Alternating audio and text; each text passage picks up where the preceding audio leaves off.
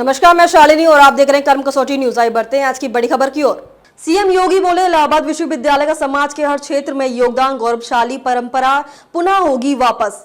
मुख्यमंत्री योगी आदित्यनाथ ने कहा है कि इलाहाबाद विश्वविद्यालय की एक गौरवशाली परंपरा रही है। न्यायपालिका में सुप्रीम कोर्ट से लेकर जिला न्यायालय तक इलाहाबाद विश्वविद्यालय से निकले छात्र सेवा दे रहे हैं।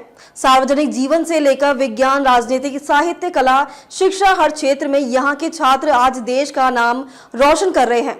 विश्वविद्यालय अपना पुरातन गौरव को प्राप्त करने के लिए जिस तरह से आगे बढ़ रहा है, जिससे वह दिन दूर नहीं जब वह अपने इस लक्ष्य को जरूर प्राप्त करेगा। सीएम योगी बुधवार को इलाहाबाद विश्वविद्यालय के 136वें दीक्षांत समारोह को बतौर मुख्य अतिथि संबोधित कर रहे थे। उन्होंने जाने माने रवि कुमार विश्वास को मानद उपाधि प्रदान की, साथ ही अन्य मेधावियों को भी उपाधि दी। सीएम योगी ने कहा है कि हमें समय के साथ चलने की जरूरत है। जो समय के साथ नहीं चलता, समय उसको समाप्त कर देता है। इसलिए विश्वविद्यालय को चाहिए कि वह अपने छात्रों को समय की गति से दमकम आगे चलने के लिए तैयार करना चाहिए, ताकि छात्र समय की चुनौतियों का सामना करते हुए देश को आगे बढ़ाने का कार्य कर सके। यहाँ की इलाहाबाद की यह खासियत है कि यहाँ जो जिस भाव से आता है वह वैसा ही बन जाता है। कहा कि इलाहाबाद विश्वविद्यालय अपनी प्रतिष्ठा के लिए जाना जाता है। जीवन का ऐसा कोई क्षेत्र नहीं है जिसमें इलाहाबाद विश्वविद्यालय ने इस क्षेत्र को कुछ न दिया है।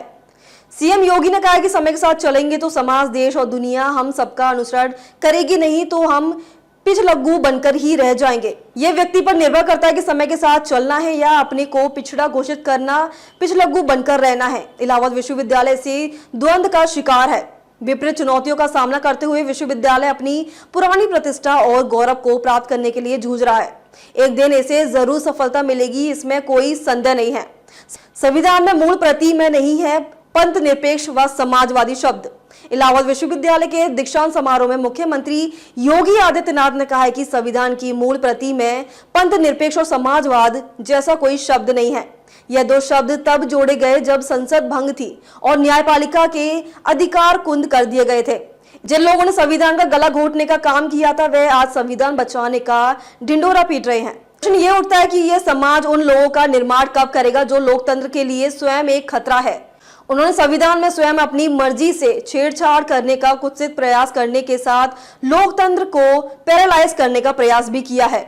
उन्होंने ये भी कहा है कि समाजवादी के नाम पर परिवारवाद की चाटुकारिता करने वाले यह बताएं कि क्या एक परिवार की चाटुकारिता ही समाजवादी आंदोलन है। उन्होंने छात्र संघ के मुद्दे पर कहा कि छात्र संघ चुनाव में शिरकत करने के लिए अधिकतम आयु निर्धारित होनी चाहिए। सीधे तौर पर ना सही, लेकिन उन्होंने विश्वविद्यालय में छात्र संघ बहाली की वकालत की है।